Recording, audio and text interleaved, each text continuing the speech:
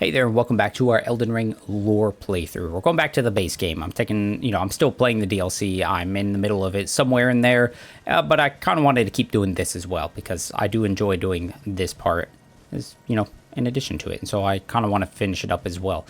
But the last time we were doing these, we had defeated Moog and the Lord of Blood. Found out he had Mikola with him underground, things like that, and we have also we have one major task left to us, right? Which is to still fix the Elden Ring, but we're not allowed into the Erd Tree. It's sealed to us, right? It's blocked by a wall of thorns.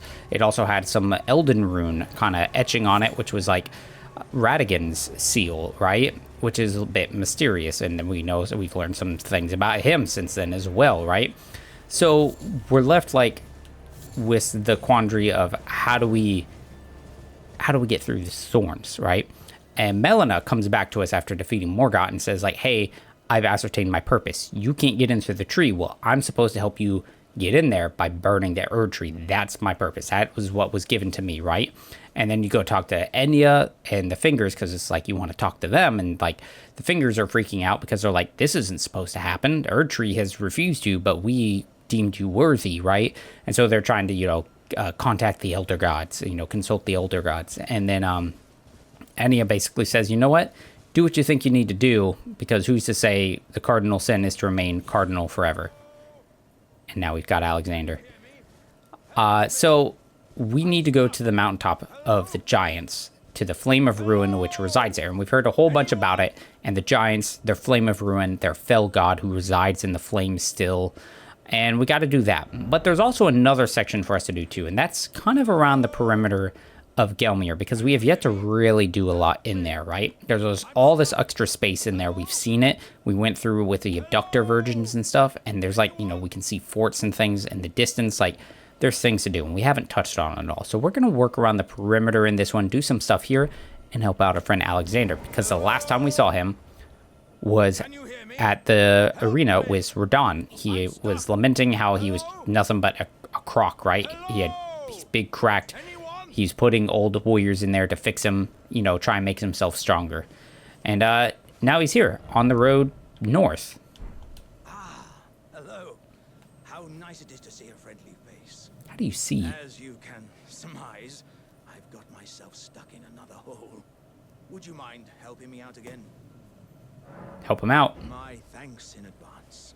I know you're the man for the job. You know what to do, Give me a good smack from behind with something nice and big.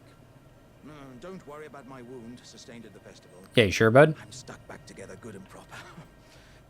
Just give it your all. Alrighty. Big hit. Please. Wait. I have a terrible feeling about this. Okay. Would you stop hitting me for a minute? Yeah, I just did one, bud. I can feel my lower half is stuck on something. I don't think you can get me out just by hitting me this time. Let's think. Perhaps there's a way to slide me out a little more smoothly. What if I could somehow be made slippery or some such? I felt so clever the first time I did this. I was like, oh my gosh, I know what to do. An oil pot. It's so good. Soak them in oil, making them heavily susceptible, blah, blah, blah, blah, blah. But, yeah.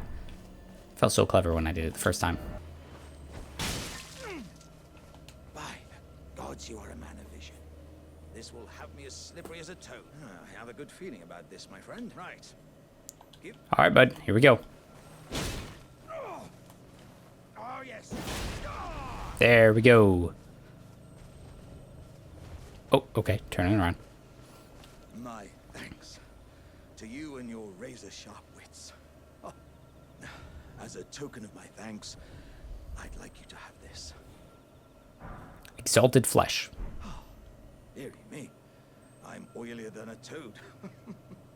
Yeah, there were countless oil jars back where I'm from, actually. And now I know what it's like to be one of them. So where are you from? Yes, indeed. I too have a home. Though it is one to which I have vowed not to return.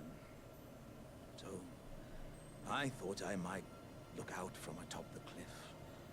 But as I drew closer and closer, pow, wouldn't you know it? I was perfectly stuck in that blasted hole.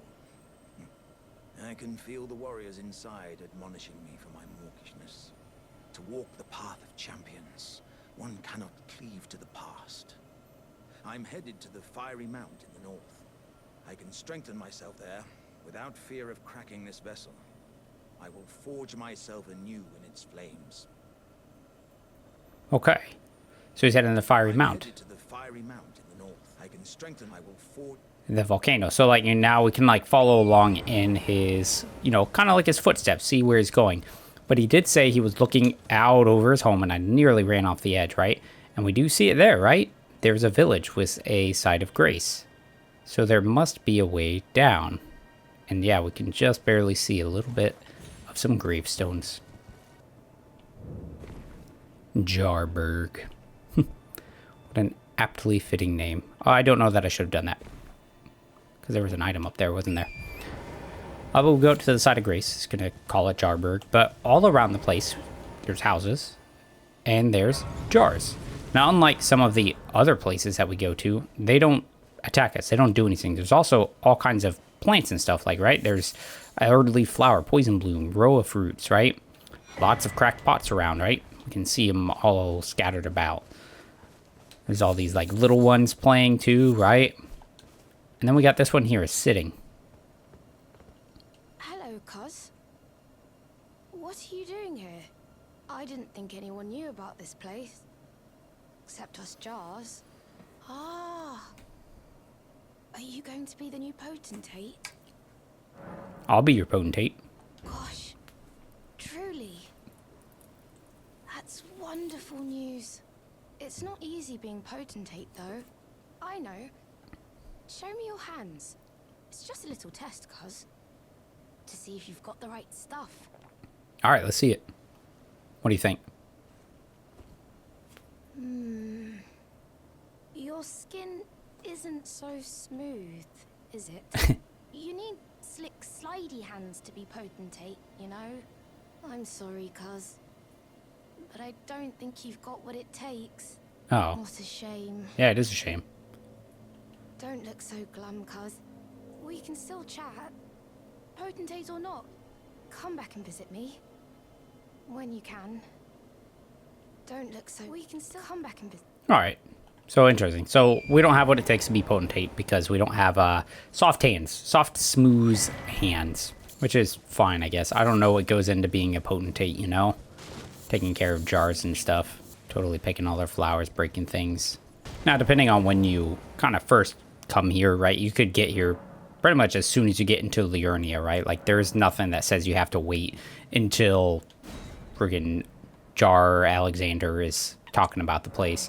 But you can always keep coming back. You can be talking to the little jar and kind of see they've got, like, different things to say and stuff, too, right? Oh. Hello again, cuz. I'm happy you came back. I have good tidings for you, cuz. Have you noticed the rare flowers growing in this village? Sure have. I asked the villagers if you could pick some of them, and they said you'd be very welcome. That's very nice of them, considering I picked a bunch already. Come on, cuz. You really should pick some of our flowers. Who knows? They might be of some use.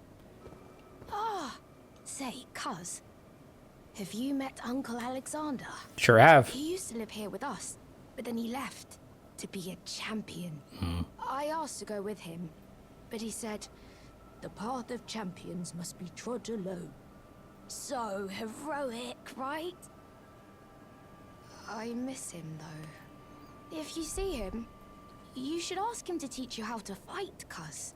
He's big and tough and strong. Uncle Alexander said he won't be back again. My home is of the past, and the past, as they say, is a different country. I suppose that's part of being a warrior, isn't it? So, please don't tell anyone, cuz. But I'm actually a warrior jar as well.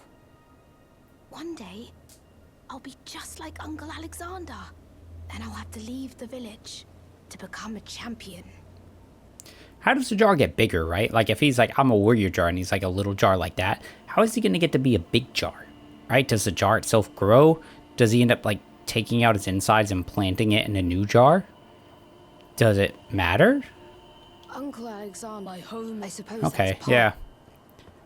All right, there could be some more talking, but we're going to go ahead and, you know, do some more walking. Because, like, now we know Alexander's going to be up here. So we got Seethewater River spot. And so we're going to go and follow it around like that.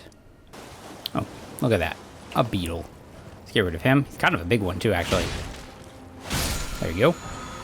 Ash of War Barrage. Very cool. Nah, but I imagine this river is called Seethewater River because it's got geysers, you know, volcanic rock. It's supposed to be, I would imagine, a deeper river. But, you know, for gameplay stuff, that's obviously not going to work. Oh, god dang it. But we've got a dungeon here. We're not going to go through it right now. I'm not looking to do any of the dungeons at the moment. We'll come back and we'll knock out, like, any dungeons we find. But look how all these bodies come flying down. Now, you could just say, like, well, it's just raining bodies. This is really weird. Or I would say that they're getting shuffled off from the top over the cliff edge, right?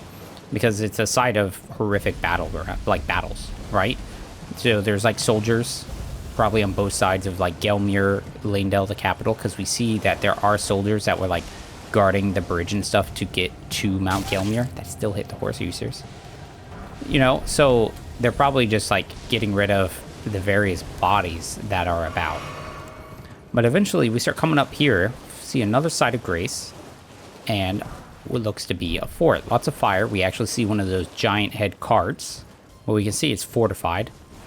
And what do we see there? That is one of the like little fire monk followers, right? Because we see them out in Liurnia of the Lakes. They follow the fire monks, but they've got these like weird like staves. They've got a crown of like thorn things, like briars of sin. But they're also, you know, it's all torched up. But why, like, are these giant head things also, you know, part of the fire monks? Like, you see them with a bunch of different groups, so it's not really weird to see it with multiple groups, right? There are quite a few of them, and we actually see there's a little bit of some fighting going on over there. It looks like we can see still some of them.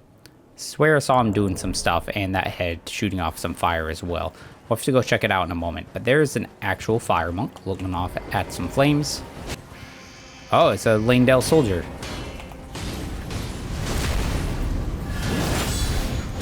So I wonder why the fire monks are here, right? Because we figure that they are in Liurnia because they're looking for Aiden, the thief of fire. He had the fell god's flame, right?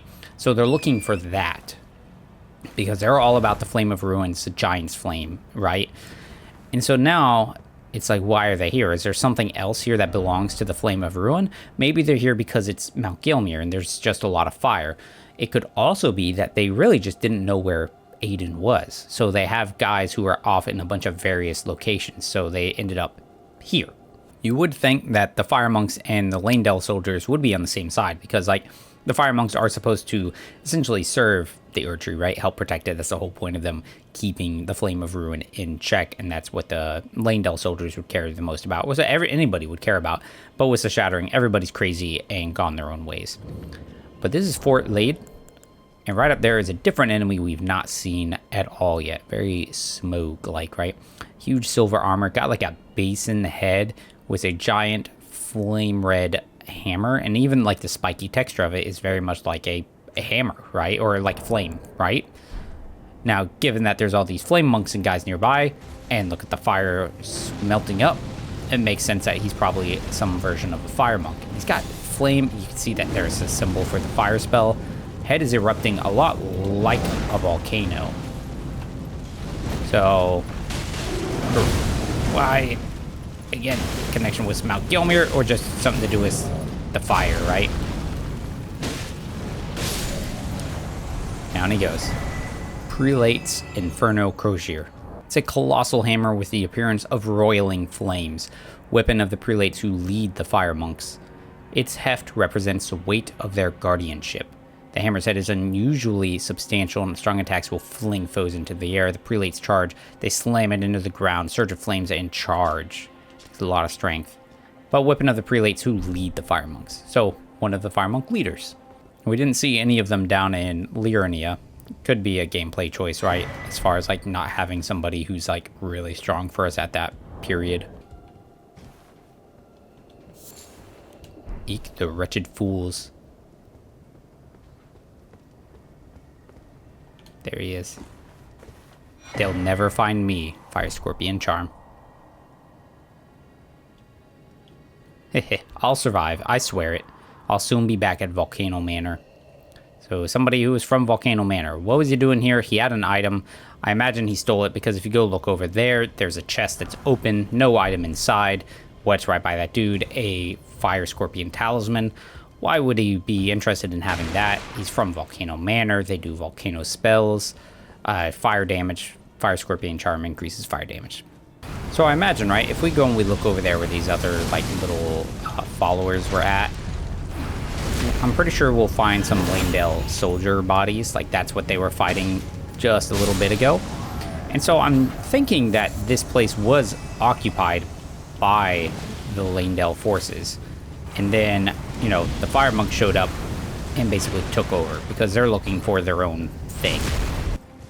And there we go. We find ourselves some lava, and what comes out? It's a magma worm. Magma worm. Let's drink some of this.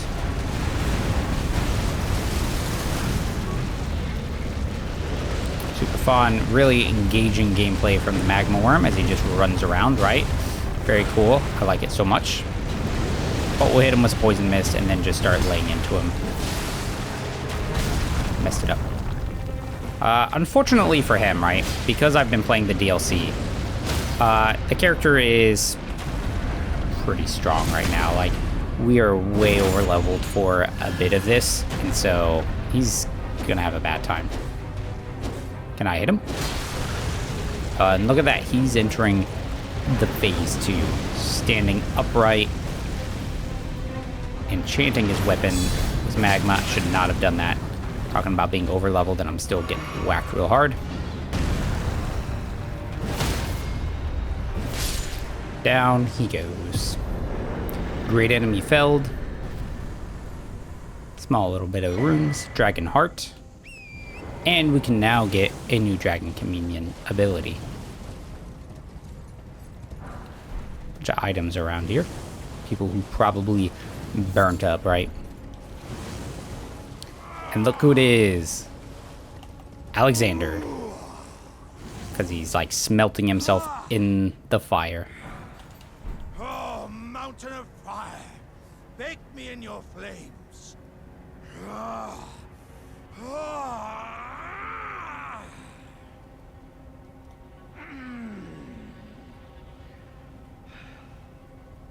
Ah, good sir. What business might you have in such a place as this? Hanging out, dude. I hardly think you're here to temper yourself with flame, considering that fleshly form of yours. Your timing, though, is impeccable as ever. I've been making just the thing for you on my journey here. Take it. I'm sure it'll suit you to a T. It's a jar.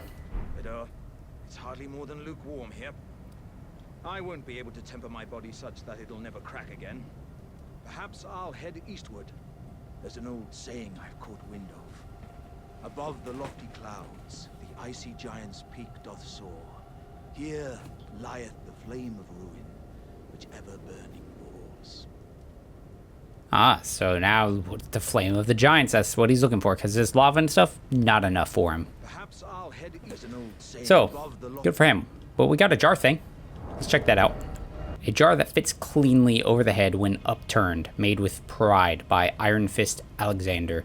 In a uniquely jar-like gesture of friendship, it boosts the power of throwing pot items. Now, since we're around here, if we look, there's a little villagey section around here too, so we're gonna go and give that a little look-see too. After pushing our way through a bit of some demi-humans, we end up coming up into this like town village proper, right? And there is even a site of grace, as well as some items. Craftsman's shack. And a pulley crossbow. Nice. Oh, hello. A crossbow made with pulleys and power springs. The complex mechanism which required advanced mathematical and mechanical understanding to craft was likely made by a certain genius who learned Golden Order fundamentalism. One touch fires a volley of bolts. Be warned, large stores of bolts can be quickly spent. It's a pretty cool one. I mean, that's what you see the pages use. It's a nice looking crossbow too, actually. Look at that, the mechanisms and stuff on it. You can see it there. I wonder who the like Golden Order person was who like designed it, right? My first thought is maybe like Mikola, because he's made other things and he was like a certain Golden Order fundamentalist who then kind of left it. But then again, maybe they're talking about just somebody else, just a nameless person. But look how it's like fortified. Now I can't imagine that the demi-humans did this, right? Because anytime, oh lordy, anytime we see them, they don't have any fortifications like that. But look at that abductor version, and it is just going absolute savage. Look how it does not have a head at all. Owie. Still got enough wit in it to try and like pull you in. Wonder what happened to its head. Who set up the things? It's probably the villagers, right? The villagers probably set up these like fortifications in order to like hold things off. Oh, pillage remains. Oh, that dude was holding a sacramental bud. Now look on the ground here. It's like the Dancers of Dominula. And so there seem to be like, there might have just be reused assets, right? Like that's totally a thing that From Software, all game developers are gonna do, right? Is just, you keep using things that you already have. So they might have just put them in there because that's what they had, and it was just easier to do that. But maybe there are like multiple groups, you know, of these like people, followers of some old legend or something, right? Or maybe not. Who's to say? Oh, but look what we see there. One, we got a prattling pate, you're beautiful, and a whole bunch of demi-humans, and a sorcerer. Now, it makes sense that they're in the Starlight Shard Basin, right? And he's almost like teaching, right? See how they're like all looking up and he's down looking at them, reading a book. But, you know, this tracks as far as connections go with the queens for the demi-humans using sorceries, that they have a staff that talks about how the fools at the academy, you know, look down on them. And so, like, why are they here teaching though? Like, for what purpose, you know? Is this just like a charity thing? Are they trying to fulfill some other purpose? Like, maybe they're being held hostage, you know? Like, mysterious, right? And then it's also like, why do the queens know magic? Because none of the little ones use magic at all. It's really only the queens. But the prattling pate one, twisting clay sculpt in the head or shape of a demi-human head. See, the rest of them say human head, human head, human head. This one's got like little ears, see? Demi-human head. Emits a voice that says, "You're beautiful." A wistful fetish that imparts voices and words on an eternal journey. Unconditional love, unrestrained assurance.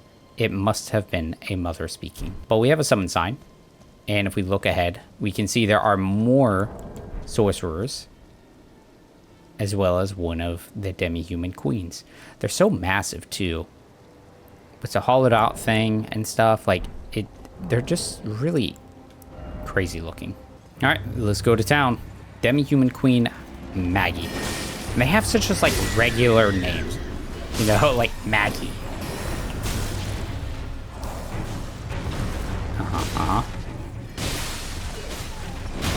Owie, owie. I don't like the sorceries being cast on me. It's not nice. Our crystal burst can be scary. Bow. If I could get, the bird to get the sorcerer in the back, that'd be pretty swell. Yes. Now I'm in danger a little bit. Missed him. Okay, can we stop hitting me with spells?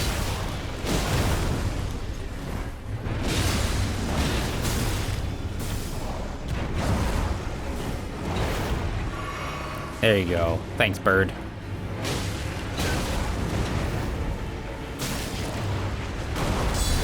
Oh, I missed.